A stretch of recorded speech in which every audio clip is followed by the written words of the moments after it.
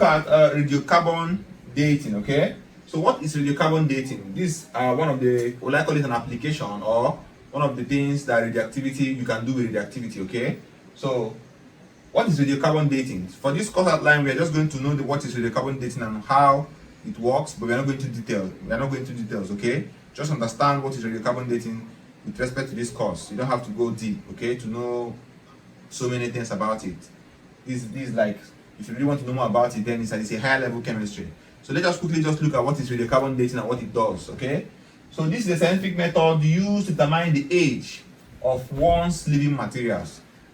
Any material that was once living, materials like such as wood, bones. You know, woods are plants, okay? Plants we are once living, okay? Bones, charcoal, clothes, or fossils, okay? So these materials, once they decay over a long period of time, and you want to ascertain how old that material is, we use what we call radiocarbon dating. So it works by measuring the amount of carbon 14 that is present in that material. So you're going to calculate the amount of carbon 14 that is present.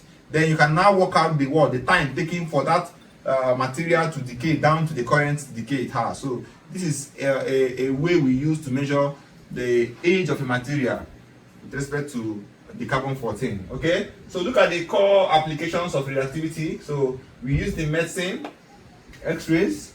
Your x-rays, when you want to do x-ray, those are radioactive materials that are being used for that. So in the industry, it is used for isotope dilution, okay, and also uptake of CO2 during what? CO2 uptake tracing, okay. So we also use the neutron activation analysis. This is a complex analysis, okay. I don't really want to go into detail what this is. Let's just talk about it briefly. Just know the applications. For exam, they will not have to discuss, okay. So the last one is to what? We apply radioactivity in the reaction mechanisms, okay. When we talk about the kinetics and also the radioactive decay, the kinetics, right?